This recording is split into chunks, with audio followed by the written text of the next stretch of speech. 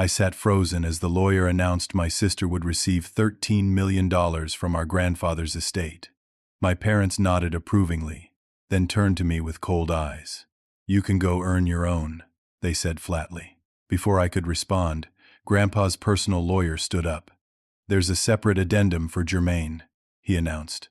My mom started screaming when he revealed Grandpa's secret gift just for me. The tension in the law office was suffocating as my mother's screams faded to angry mutters. My father placed his hand firmly on her shoulder, his knuckles white with restraint. I had never seen my mom lose control like that in public. Then again, I had never seen her precious plans disrupted so unexpectedly. "This is completely irregular," huffed our family lawyer, Mr. Patterson. "The will was clear and finalized months ago." "With all due respect," countered Grandpa's personal attorney, a man named Walter Simmons, whom I'd never met before today, "my client left explicit instructions that this addendum be presented only after the main will was read." He adjusted his glasses and looked directly at me. "Mr. Green specifically requested that I represent his grandson Germaine's interests separately." I felt everyone's eyes on me. My sister Amanda smirked, probably assuming whatever Grandpa left me would be insignificant compared to her windfall. Growing up, the inequality between us had been our family's unspoken constant. When Amanda wrecked her first car at 16, our parents replaced it with a newer model. When I needed textbooks for college, I worked night shifts to pay for them. "It builds character," Dad would say, while writing checks for Amanda's spring break trips. Grandpa was different. He noticed things. During summer visits to his lake house, he would watch silently as our parents fawned over Amanda while assigning me chores. Late at night, he'd find me on the dock and tell stories about his own hardscrabble youth. "Most folks mistake money for wealth," he'd say, his voice rough from decades of working with his hands. "Real wealth is what you build yourself." When Grandpa fell ill last year, I was the one who drove 6 hours every weekend to be with him. Amanda visited once, complained about the hospital smell, and left after 20 minutes. Our parents made monthly appearances, always discussing his investments within earshot, as if he were already gone. "This envelope contains Mr. Green's final bequest to his grandson," Walter said, handing me a weathered leather portfolio tied with string. Inside was an antique brass key and a handwritten note containing what looked like geographic coordinates. My mother recovered enough to laugh. "A key? To what?" "His collection of outdated engineering journals." "Is this some kind of joke?" my father asked, glancing at the coordinates. "These point to that worthless plot in Montana. There's nothing there but an old cabin and some unused land." Amanda, already texting about her millions, barely looked up. "At least you got something, Germaine. Maybe you can sell the land for a few grand and finally move out of that awful apartment." Walter smiled thinly. Mr. Green was very specific about his wishes. He believed his grandson would understand the value of what he's been given. As my family continued discussing Amanda's inheritance and how to invest it, I studied the coordinates more closely. They pointed to Grandpa's old rural property in Montana, a place he'd mentioned but I'd never visited. He called it his thinking place, where he went when he needed solitude. "The matter is settled," Patterson announced, closing his briefcase. "The $13 million will be transferred to Amanda's accounts once the paperwork is processed. Germaine receives the Montana property and whatever might be there." As everyone gathered their things to leave, Walter pulled me aside. "Your grandfather was a remarkable man, more remarkable than your family knows. He spoke very highly of you." He pressed a business card into my palm. "Call me when you visit the property. There's more to discuss." My parents were already planning a celebration dinner with Amanda. They didn't even look back as they walked out. I stood alone in the emptying office, clutching a key to a mystery my grandfather believed only I could solve. 3 days later, I was driving a rental car down a dusty Montana road, following GPS coordinates that seemed to lead nowhere. After the will reading, my family had quickly returned to form. Amanda posted photos of her shopping sprees while my parents helped her tour luxury condos. Nobody asked about my plans or even remembered to include me in their group texts about financial advisors. The rural landscape opened up around me as I crested a hill, revealing a valley tucked between gentle mountains. According to the GPS, I was approaching my destination. The gravel road narrowed, eventually becoming little more than a path as it wound through a grove of pines. When the trees cleared, I saw it. A modest cabin with a large workshop beside it, both weathered by decades of Montana seasons. This was it? This was my inheritance? I parked and approached cautiously. The property appeared abandoned, with tall grass surrounding the structures and a layer of dust visible through the windows. The cabin door was locked, but the key from the envelope fit perfectly. Inside, everything was neat but dated. A simple living space with basic furnishings, a small kitchen, and a bedroom with a narrow cot. No hidden treasures, no stock certificates taped to the back of paintings. Just a humble retreat where my grandfather had spent his solitary time. The workshop looked equally unpromising from the outside, with its faded paint and rusted metal roof. But when I unlocked its heavy door, something felt different. Unlike the cabin, the workshop showed signs of regular use. Tools hung in careful organization on pegboards.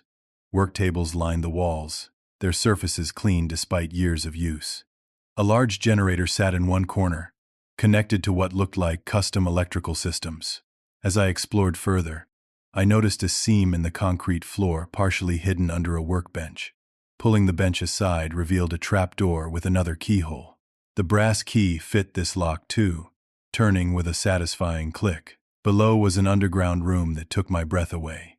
Unlike the rustic spaces above, this hidden workshop was state-of-the-art.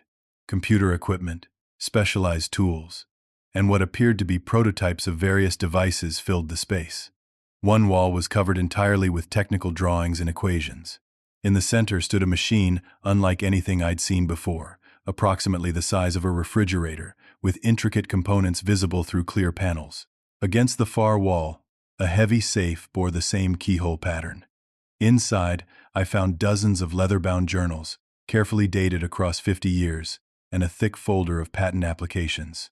As I began to read, my hands trembled with disbelief. My grandfather, Thomas Green, the quiet engineer my family had dismissed as moderately successful, had developed a revolutionary clean energy technology. The journals documented decades of brilliant research, refinements, and successful tests. The last journal, dated just months before his death, contained calculations showing the technology could produce energy at a fraction of the cost of current methods, with zero emissions or waste. This wasn't just an inheritance. It was potentially worth billions, far exceeding Amanda's 13 million. But that wasn't what brought tears to my eyes. It was finding, tucked in the final journal, a letter addressed to me, Germain. It began in my grandfather's precise handwriting. If you're reading this, you've proven me right. I've watched you all your life, seeing in you the same curiosity and determination that drove me.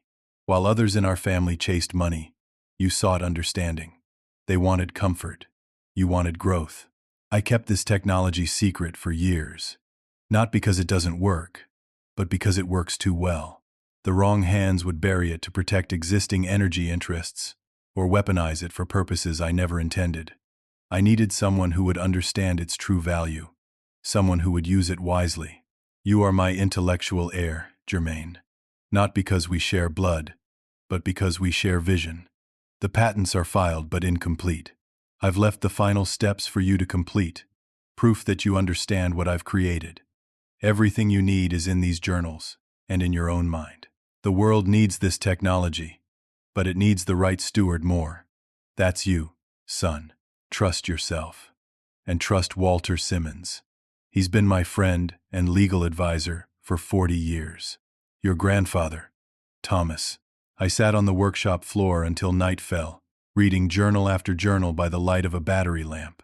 My grandfather had been a genius, working in secret while living modestly, investing his considerable profits back into his research.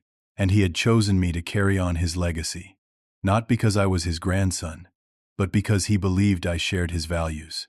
As dawn broke, I called Walter Simmons. You found it, he said simply when he answered. Not a question, but a statement of fact. I did. My voice was hoarse from lack of sleep. I don't even know where to begin.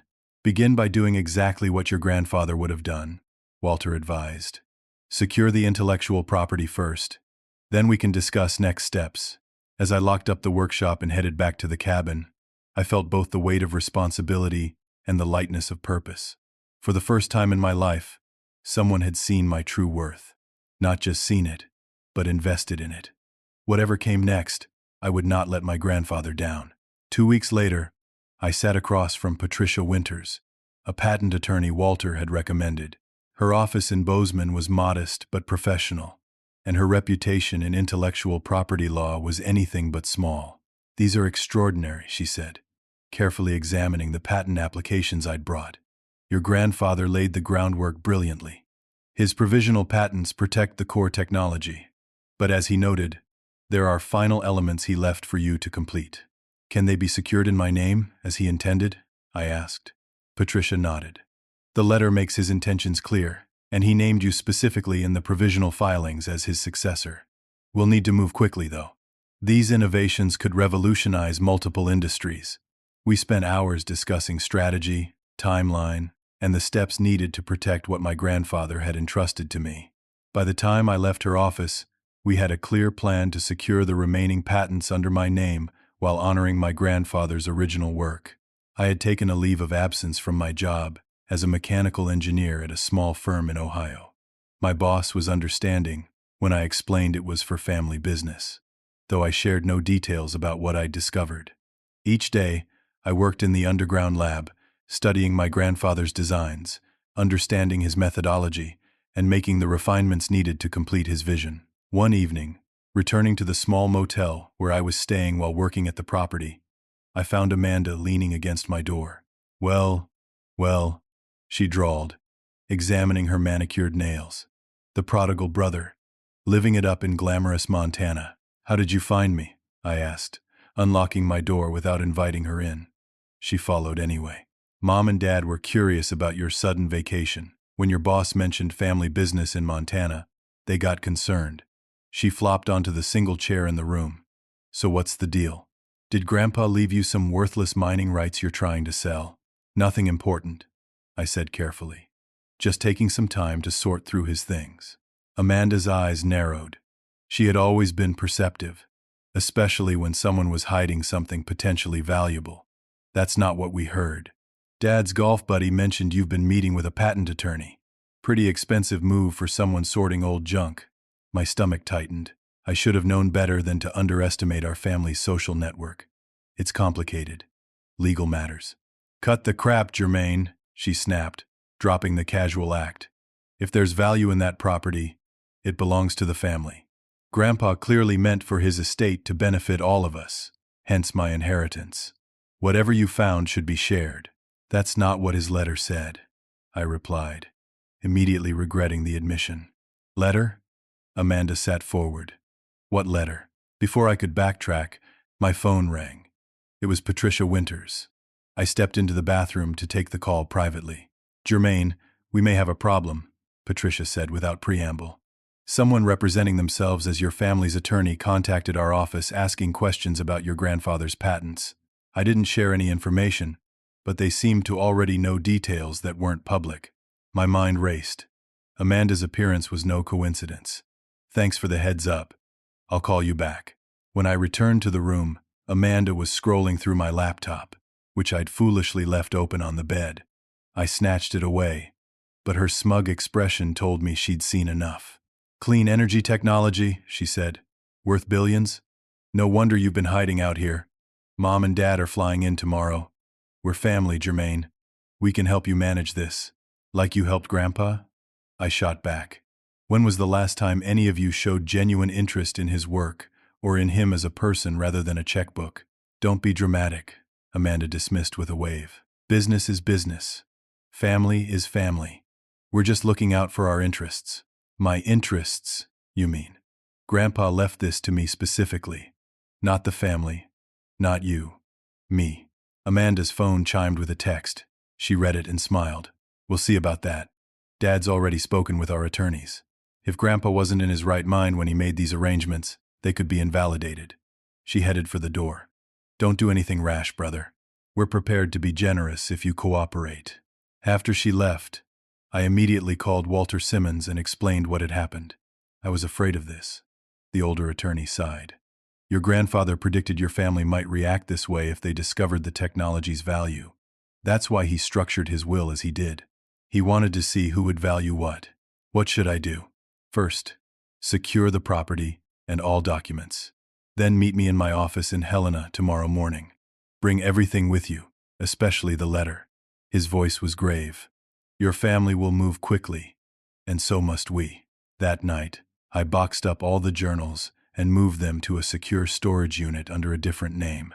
I backed up all digital files to encrypted drives and wiped my laptop.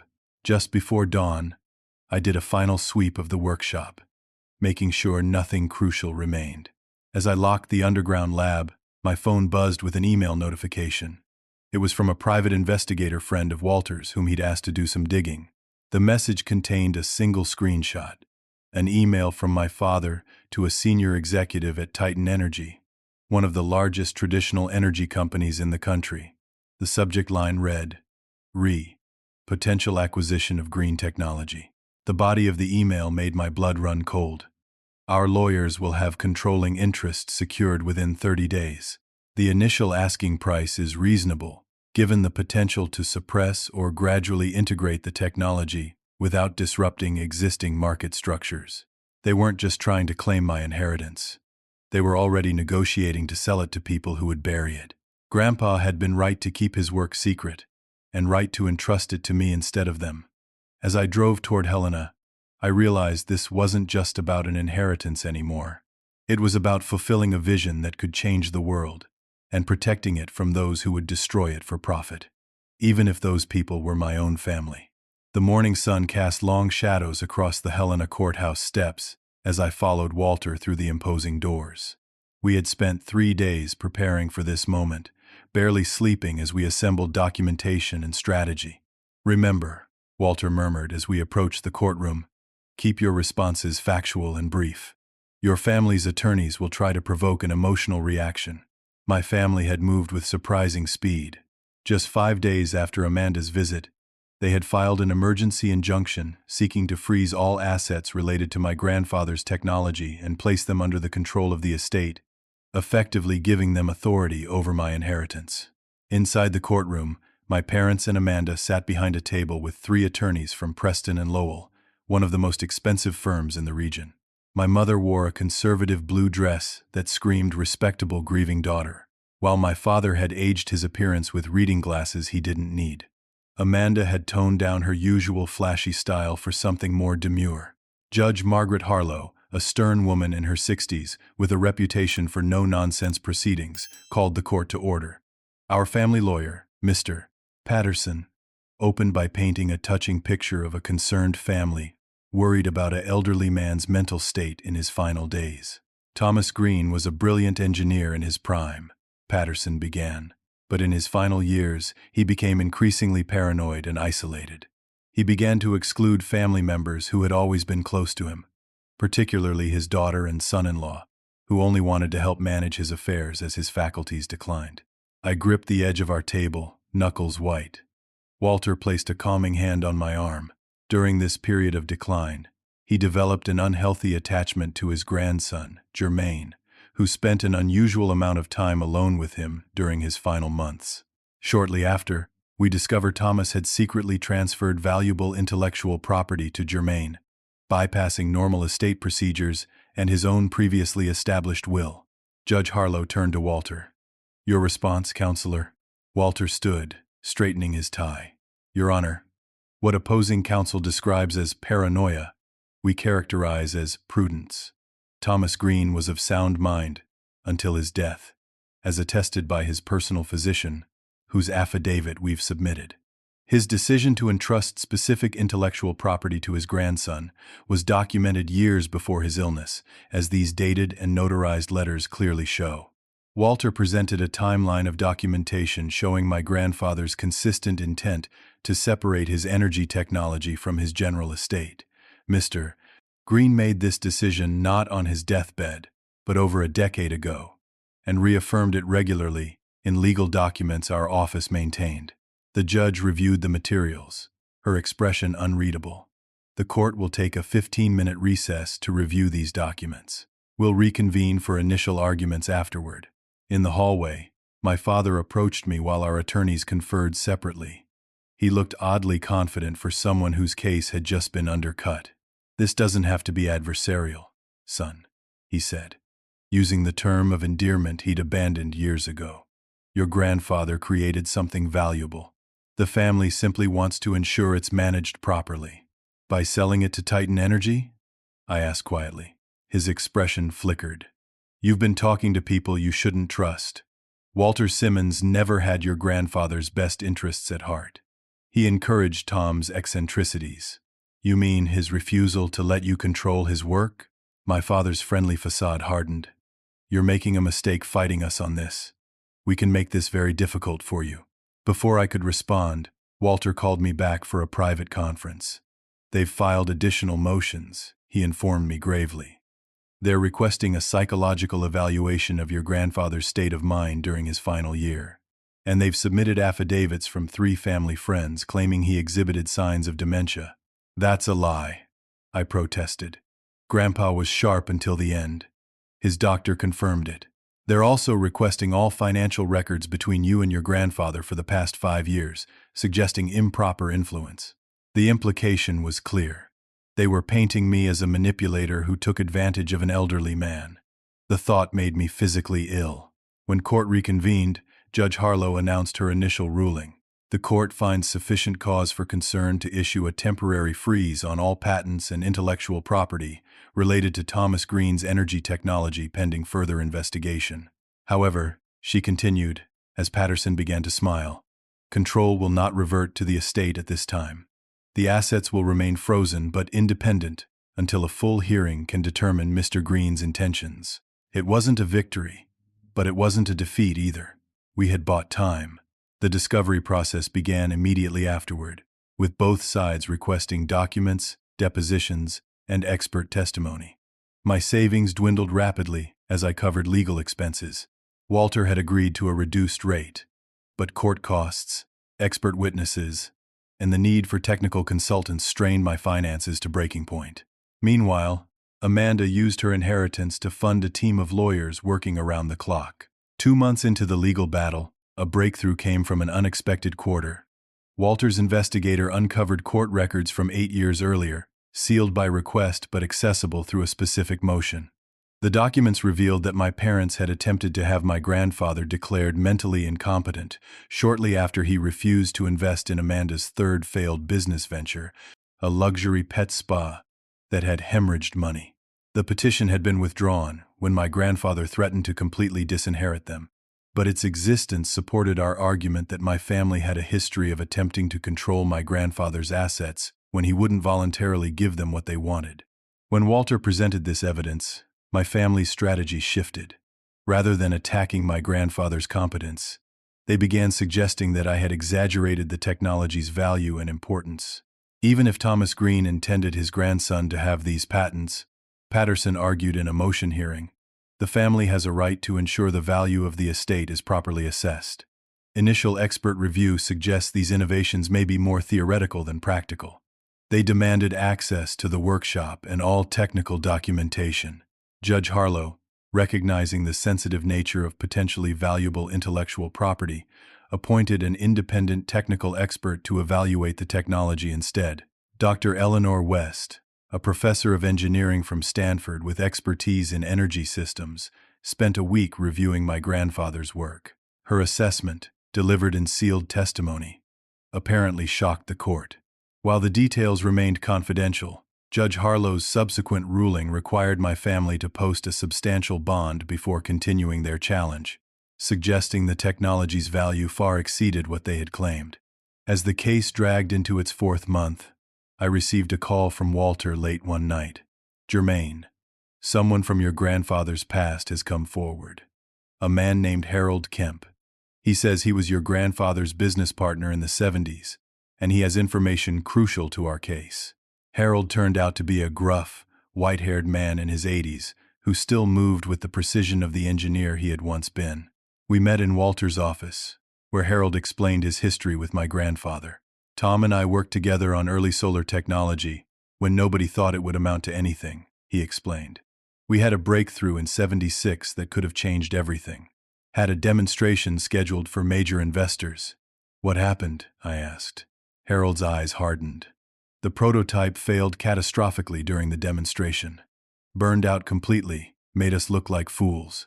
Investors walked away, and our company collapsed. Tom never quite recovered his reputation in the industry after that. I'm sorry, but how does this help our case? Walter asked. Harold leaned forward. Because 20 years later, I discovered it wasn't an accident. The prototype had been tampered with. Specific components had been replaced with substandard parts that were guaranteed to fail under demonstration conditions. Who would have done that? I asked, though I was beginning to suspect the answer. Your father, Harold said flatly. He was young then, dating your mother. Tom had caught him embezzling from the company, but agreed not to press charges if he stayed away from the business. I believe he took his revenge by sabotaging the most important presentation of our careers. Can you prove this? Walter asked urgently. I kept the failed components. Had them analyzed years later when technology improved. The analysis clearly shows they were deliberately compromised. And I have communications from that period, suggesting your parents were worried Tom would give his fortune to environmental causes instead of family if the new technology succeeded. As Harold's testimony was added to our case, more pieces fell into place. Documents emerged showing my parents had actively worked to isolate my grandfather from his business community after several of his innovations showed promise. The picture that developed was one of systematic efforts over decades to control his work and ensure his wealth remained within family reach. The most damning revelation came when financial records showed that my parents' comfortable lifestyle had been largely funded by patents they had registered in their names, patents that showed suspicious similarities to concepts in my grandfather's personal journals from the same periods. They hadn't just tried to steal his legacy after death. They had been stealing his ideas for decades while he was alive. On a crisp autumn morning 6 months into the legal battle, Walter called with news that changed everything. Harold found something in his storage unit, he said, his voice vibrating with suppressed excitement. A video deposition your grandfather recorded 3 months before his death. He sent it to Harold with instructions to keep it sealed unless the family challenged his will as he predicted they might. The courtroom was unusually full when we presented our motion to admit the new evidence. Word had spread about the high-stakes case involving potentially revolutionary energy technology. My parents and Amanda sat stiffly at their table, their attorneys whispering urgently among themselves. Judge Harlow allowed the video to be played after confirming its authenticity.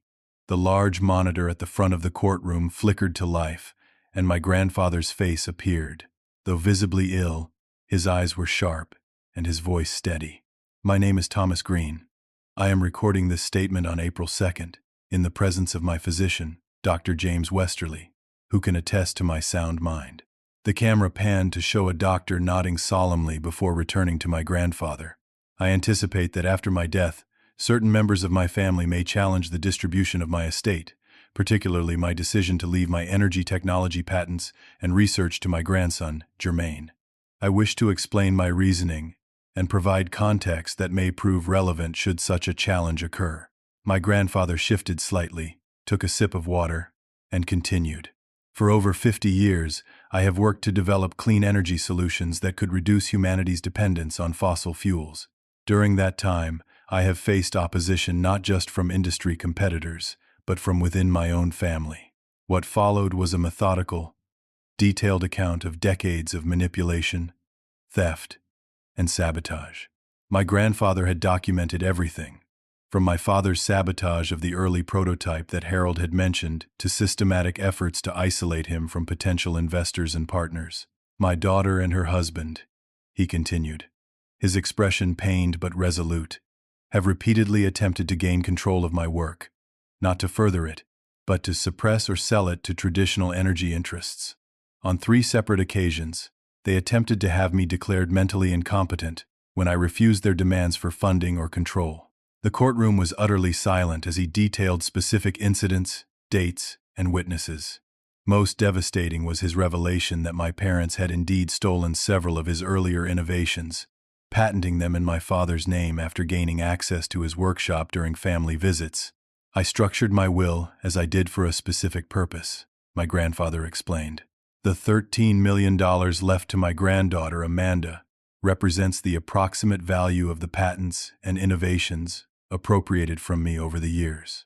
I do not begrudge her this inheritance, as she was largely manipulated by her parents from an early age to participate in their schemes.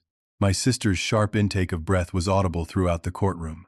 She turned to our parents, confusion and betrayal written across her face. As for my energy technology, my grandfather continued, I have left it to Jermaine not simply because he is my grandson, but because he alone in the family has demonstrated the integrity, intelligence, and vision to use it as I intended. Where others saw personal profit, he saw potential for positive change. The video concluded with my grandfather looking directly into the camera. I make these statements freely and of sound mind, aware they may only be revealed if my family contests my final wishes.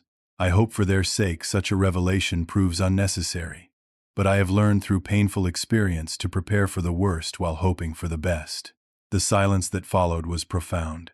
Judge Harlow called an immediate recess, instructing both legal teams to meet in her chambers.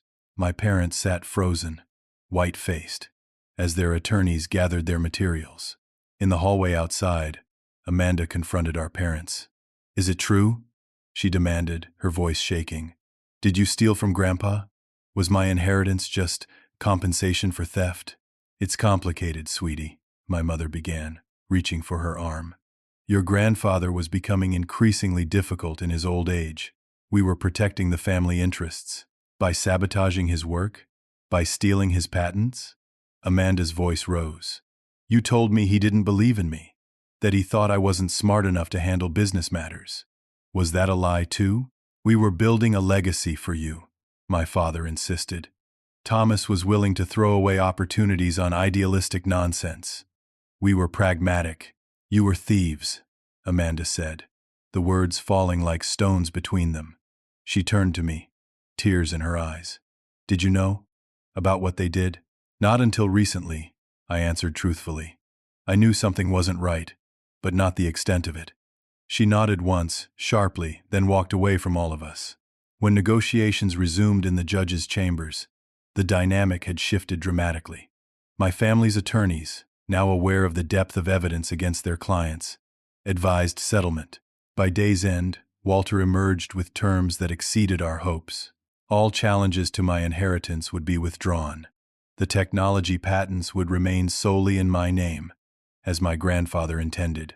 Additionally, my parents would sign affidavits confirming they had no claim to any of my grandfather's intellectual property, past or present. There's one more thing, Walter added as we reviewed the agreement in his office. Harold provided one last piece of evidence. A thumb drive containing your grandfather's complete research archive, including documentation of several innovations your parents appropriated.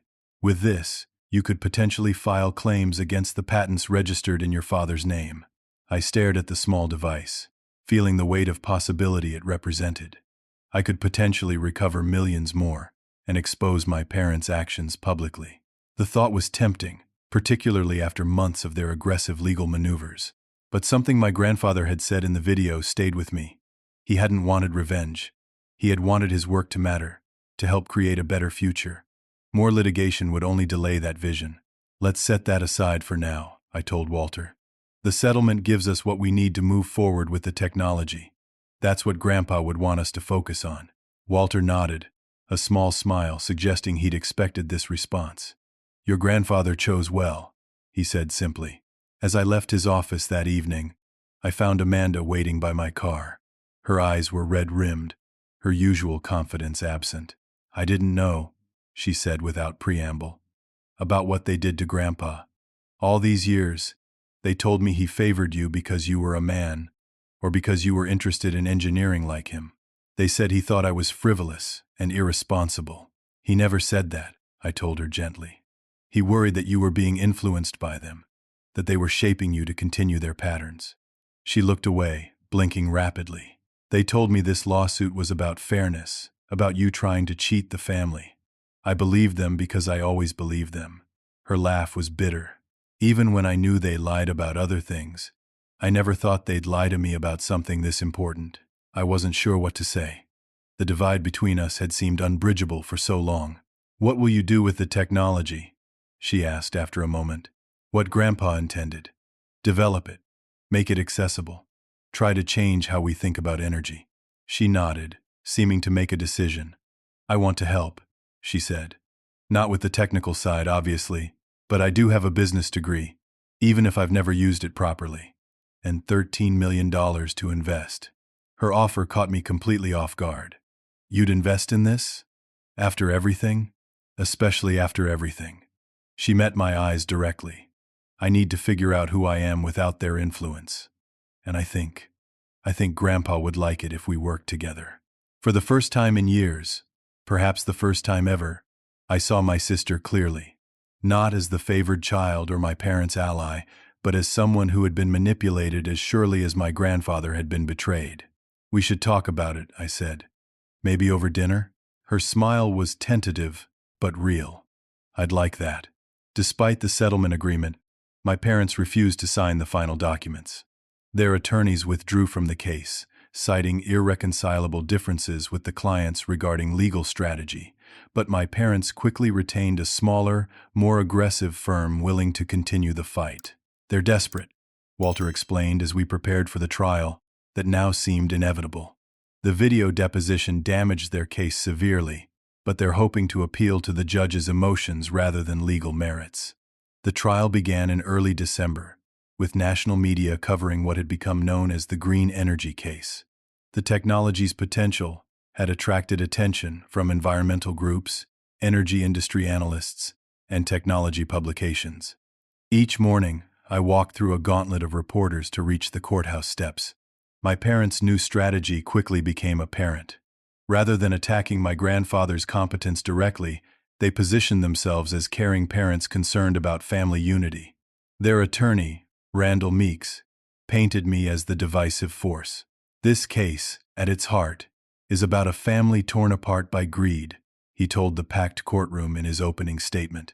Thomas Green built his success on family values, on creating a legacy for future generations. His daughter and son-in-law respected his wishes for decades, helping to manage his affairs and care for him in his final years. The narrative was so contrary to reality that I had to clench my fists under the table to maintain composure. Then their son, Jermaine, began spending unusual amounts of time alone with his elderly grandfather, isolating him from other family members. Shortly thereafter, Thomas Green supposedly changes his carefully considered estate plans, cutting out family members who had supported him throughout his life. The parade of witnesses that followed seemed designed to create an alternative reality. Family friends testified about my parents' devotion to my grandfather, carefully avoiding specific incidents under oath, while implying close relationships that had never existed. Business associates spoke of my father's collaborative relationship with my grandfather, glossing over the stolen patents. My mother took the stand next, dabbing at her eyes as she described her beautiful relationship with her father, supposedly destroyed by my interference. "Dad always wanted the family to share in his success," she claimed. "It was only after Jermaine began visiting him alone that he became secretive and suspicious." Walter's cross-examination was surgical. "Mrs. Green, can you explain why you visited your father only 4 times during his final 6-month illness?" "I was emotionally overwhelmed," she stammered. "It was difficult to see him that way. Yet phone records show you called his financial advisor 12 times during that same period. Were you too emotionally overwhelmed to discuss his investments?" The judge sustained the objection, but the point had landed. My father's testimony followed similar patterns, portraying himself as a devoted son-in-law who had only wanted to protect my grandfather's business interests. Walter methodically dismantled this narrative by introducing correspondence between my father and several energy companies, discussing how to contain my grandfather's innovations. The turning point came when Amanda unexpectedly took the stand, called by our side rather than our parents. She entered the courtroom without making eye contact with our parents, her expression composed but determined. After being sworn in, she sat ramrod straight in the witness chair. "Miss Green," Walter began gently, "could you describe your understanding of your grandfather's relationship with your parents?" Amanda took a deep breath. I was raised to believe that my grandfather favored my brother because they shared interests in engineering. My parents told me repeatedly that Grandpa thought I lacked business sense and was frivolous. And did you later learn this was untrue? Yes. Her voice strengthened. After seeing Grandpa's video testimony, I found letters he had written to me that my parents had intercepted. Letters encouraging me to find my own path, offering to fund my education in whatever field interested me, not just the business ventures my parents pushed me toward. Meeks objected vigorously, but Judge Harlow allowed the testimony to continue. Amanda described how our parents had carefully controlled her relationship with our grandfather, filtering all communication, discouraging independent visits, and constantly reinforcing the narrative that he didn't believe in her potential. Were you aware of your parents' attempts to control your grandfather's intellectual property? Walter asked. Not the full extent, no. But I was aware they discussed strategies to manage his assets when he wasn't present. They called it protection, making sure his work wasn't wasted on environmental causes he supported.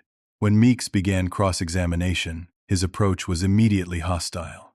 Isn't it true that you've recently had a falling out with your parents over financial matters? My concerns are ethical, not financial, Amanda replied calmly. Yet you've recently established a business relationship with your brother, who stands to gain billions from this technology. Isn't that a significant financial incentive to support his claims? Amanda's eyes flashed. My brother offered me nothing to testify. In fact, he discouraged me from taking the stand, knowing our parents would attack me, as they're doing now through you. So you expect us to believe you're betraying your parents out of sudden moral enlightenment? Meeks asked sarcastically. Amanda leaned forward. I'm not betraying anyone. I'm finally telling the truth, after years of being manipulated into participating in their schemes. Her voice cracked slightly. They lied to me about my grandfather. They lied to me about my brother. They used me as a pawn in their financial manipulations. And yes, I was complicit because I believed them when they said it was for my benefit, for our family's future. She turned to look directly at our parents. They promised me additional compensation beyond my inheritance if I supported their case against Germain. When I refused, they threatened to cut me off completely. Meeks tried to object, but Amanda continued, her voice rising. I have text messages and emails documenting these threats. I've submitted them to the court. They don't care about family legacy. They care about controlling assets they didn't create and don't understand. The courtroom erupted in murmurs. Judge Harlow called for order, then requested Amanda submit the communications she'd mentioned. Our parents' faces had gone from confident to stricken as their daughter's testimony unraveled their carefully constructed narrative. In the face of Amanda's unexpected testimony and the additional evidence she provided, my parents' case collapsed. Judge Harlow recessed court for 2 days, strongly advising both parties to reconsider settlement options. When proceedings resumed, my parents were absent. Their attorney informed the court they had agreed to withdraw all claims and sign the original settlement documents. The judge, clearly displeased with their tactics throughout the case, awarded additional fees and costs to our side. As the gallery cleared following the judge's final ruling, I stood alone at our table, feeling strangely empty. The victory seemed hollow given the family relationships destroyed in the process. Then Amanda appeared at my side. It's over, she said simply. They're leaving for Arizona tonight. Dad says they need distance to process everything. How are you doing? I asked. She shrugged. Processing too, I guess. It's not easy to realize your entire relationship with your parents was built on manipulation. She attempted a smile. But I'm talking to a therapist, and I've got this brother who apparently isn't the villain I was raised to believe he was. Outside, the December snow was falling gently, covering the courthouse steps. Reporters called questions as we emerged, but Walter deftly guided us through the crowd without comment. The technology patents will be officially recorded in your name by week's end, he told me as we reached the street. Your grandfather would be very proud of how you've handled this. Looking at the snow-covered mountains in the distance, I thought about my grandfather's quiet determination, his willingness to work for decades on technology that might not succeed in his lifetime. The legacy he had entrusted to me wasn't just patents and potential wealth. It was a vision of what could be possible if we valued the future over immediate profit. What happens now? Amanda asked as Walter departed. Now we build something, I replied, surprised by the certainty in my voice. Something that matters. Spring came to Montana in a burst of wildflowers and lengthening days. The valley where my grandfather's property stood transformed from winter dormancy to vibrant life. It seemed fitting that the first working prototype of his clean energy technology came online as the natural world renewed itself around us. In the 6 months since the court case concluded, life had changed dramatically.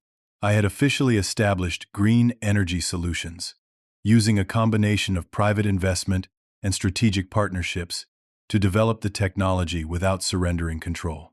The patents, now fully secured in my name, had been valued conservatively at $11 billion, though their potential impact on global energy systems made such valuations almost meaningless. The original cabin and workshop had been preserved, but the property now included a state-of-the-art research facility employing over 50 engineers, scientists, and support staff. Each morning as I walked from the cabin, which I'd renovated as my home, to the main facility, I thought about my grandfather's solitary work in the underground lab and how he would feel seeing his vision expanded by a team of brilliant minds. Amanda had surprised everyone, perhaps most of all herself, by discovering untapped talents in business development and strategic partnerships. After 3 months of intensive therapy to process the manipulation she'd experienced throughout her life, she had joined Green Energy as Chief Business Officer. Her $13 million inheritance had been the first major investment in the company, a gesture of trust that meant more than the money itself. The Singapore contract is finalized, she announced, joining me on the observation deck overlooking the main testing facility. Below us, engineers were monitoring the 4th-generation prototype, which had been operating continuously for 30 days without fluctuation. They've committed to implementing the technology throughout their public transportation system by next year. I nodded, still watching the engineers. And the licensing terms? Exactly as we specified. Affordable implementation costs, with savings passed directly to consumers. And they've agreed to our transparency requirements for emissions reduction tracking. This had been our approach from the beginning. Rather than maximizing short-term profits, we structured agreements to prioritize accessibility and measurable environmental impact.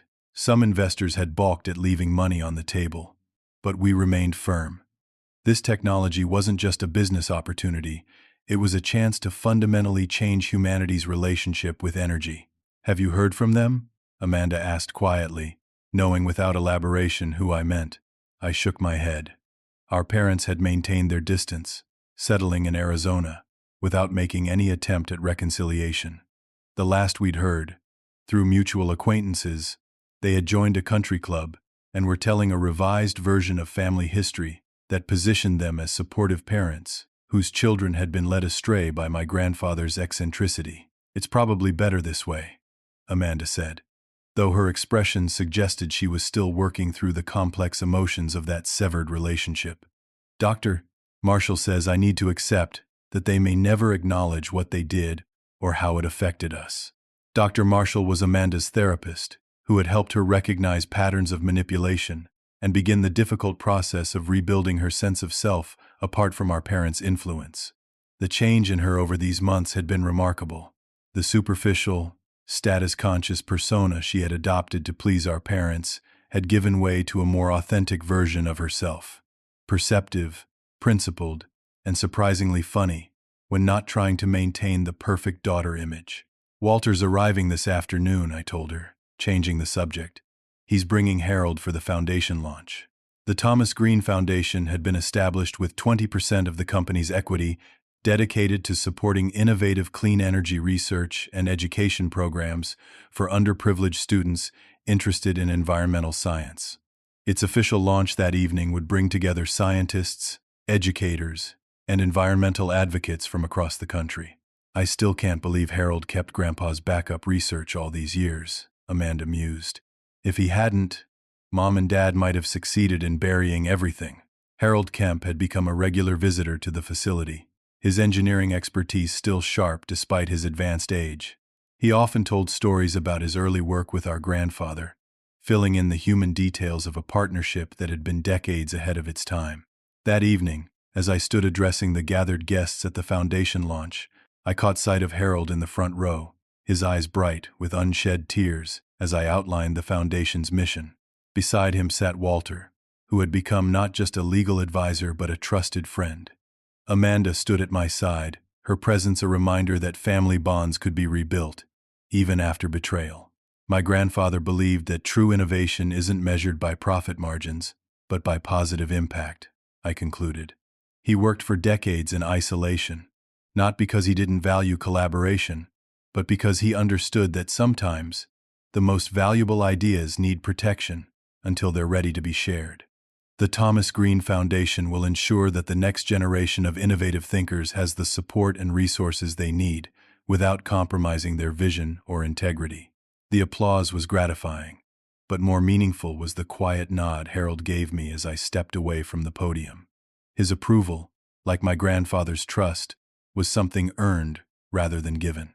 Later that night, after the guests had departed, Amanda and I walked to the small hill behind the cabin where we had installed a memorial bench overlooking the valley. It had become our tradition to end significant days with a visit to this spot, our way of including our grandfather in the milestones of a journey he had made possible. "Do you think he knew how it would all play out?" Amanda asked, watching the lights of the research facility glowing in the distance. "The will, the court case, even us ending up working together? I considered this, remembering the careful planning evident in every aspect of my grandfather's final arrangements. I think he hoped for the best outcome, but prepared for different possibilities. He gave each of us exactly what we needed, even if it wasn't what we expected. $13 million to show me money couldn't buy integrity or purpose," Amanda said wryly. "And a key to an old cabin to show you that wealth isn't measured in dollars. And a chance for both of us to discover who we really are, apart from their expectations," I added. We sat in comfortable silence for a while, watching the stars emerge in the vast Montana sky.